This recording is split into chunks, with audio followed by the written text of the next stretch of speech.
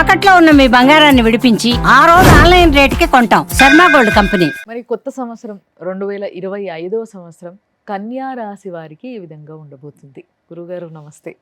జై వీరబ్రహ్మజీ. నమస్కారం తల్లి. మరి కన్యా రాశి వారికి కొత్త సంవత్సరం ఏ విధంగా ఉండబోతుంది అంటారు? శివాయ బ్రహ్మణే నమ, వీరబ్రహ్మేంద్ర స్వామినే నమో నమ. జై వీరబ్రహ్మ, జై గోవిందమాంబచి. వచ్చినటువంటి ఫలితం 3 గురుబలాన్ని సూచిస్తుంది. కొన్నేళ్ళుగా కన్యారాశి జాతకుల యొక్క జీవన గమనంలో కూడా గతించిన 2 లేదా 3 సంవత్సరాలకు స్తంభించిపోయి ఉన్నటువంటి దాఖలాలు, ప్రత్యేకించి 2023 నవంబర్ 1 నుండి కూడా కేతు సంబంధమైనటువంటి స్థితి కూడా జన్మరాశిలో సంచారం జరుగుతుంది. వ్యక్తిగతమైనటువంటి జీవితంలో అనుకూలవంతమైనటువంటి మార్పులు కలిగి పరిష్కారం కానటువంటి సమస్యలన్నింటినీ కూడా పరిష్కారం చేసుకోవడానికి చేసే ప్రయత్నాలు ఖచ్చితంగా లాభిస్తాయి. కొత్త ప్రయోజనాలు వస్తాయి. ఆర్థికంగా విజయాన్ని మీరు సాధించగలుగుతారు. అనుకూలవంతమైనటువంటి పరిస్థితుల్లో జీవితం ఉంటుంది. యోగదాయకమైనటువంటి ఫలితాన్ని మీరు తప్పకుండా పొందగలిగినటువంటి పరిస్థితులు కూడా ఈ రాశి జాతకులకు ఉన్నాయి. భార్యాభర్తల మధ్య ప్రేమ, అనురాగం, ఆప్యాయత, సంతానం కోసం వేచి ఉండటం, సంతానం కోసం ప్రయత్నం చేస్తున్న దంపతులకి ఖచ్చితంగా మంచి సంతానం లభించేటువంటి అవకాశం. స్థిర చరాస్తులు, ప్రత్యేకించి స్వగృహం కావాలని చాలామంది మనం యోచిస్తూ ఉంటాం. ప్రయత్నం చేస్తున్న సఫలీకృతం అవ్వదు. కానీ ఖచ్చితంగా స్వగృహం కోసం ప్రయత్నం చేస్తున్నటువంటి వాళ్ళకి స్వగృహ యోగం ఖచ్చితంగా లభించే అవకాశం కనపడుతుంది. మరి ఇప్పుడు పరీక్షలు రాసే వారి పరిస్థితి ఏ విధంగా ఉండబోతుంది అంటారు? పోటీ పరీక్షలు రాస్తున్నటువంటి విద్యార్థులకి మరికొంత ఏకాగ్రత అవసరం.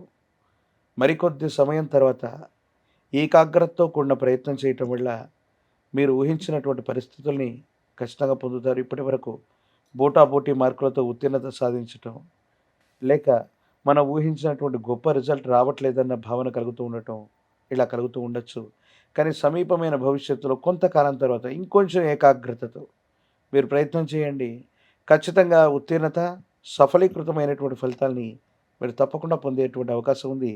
పోటీ పరీక్షలు రాస్తున్న నిరుద్యోగులకు కూడా ఈ సంవత్సరం కొంత ఆశాజనకంగా ఉండబోతుంది. 2వ ప్రయత్నం తప్పనిసరిగా సఫలీకృతమయ్యేటువంటి అవకాశం కూడా కనబడుతుంది.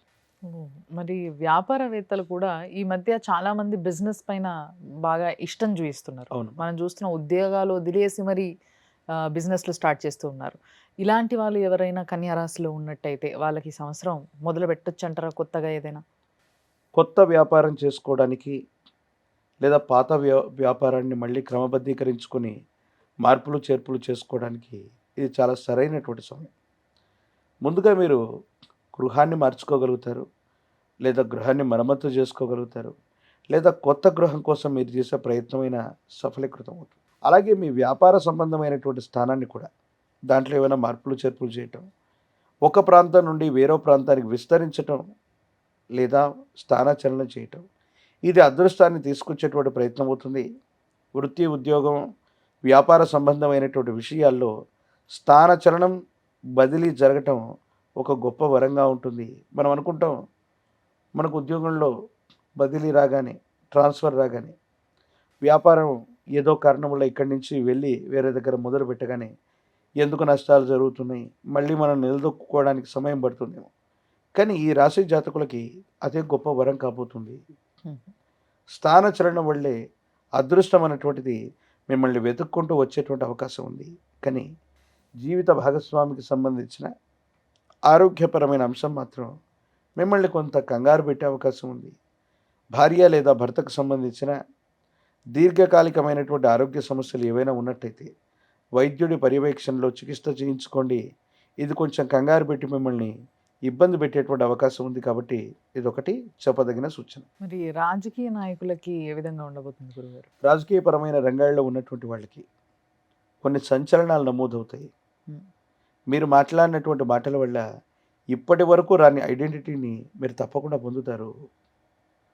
రాజకీయపరమైనటువంటి రంగాలే కాదు, రియల్ ఎస్టేట్ రంగంలో ఉన్నవాళ్ళు అవ్వచ్చు, గొప్ప గొప్ప వ్యాపారం చేస్తున్న వాళ్ళు అవ్వచ్చు, లేదా ఏదో కారణంగా న్యాయ సంబంధమైనటువంటి ఇబ్బందులు, సమస్యలు ఉన్నవాళ్ళు, న్యాయస్థానాల్లో కేసులు పెండింగ్ ఉన్నవాళ్ళు ఆశ్చర్యంగా సంచలనంగా మీరు కేసులు గెలిచే అవకాశం ఉంది.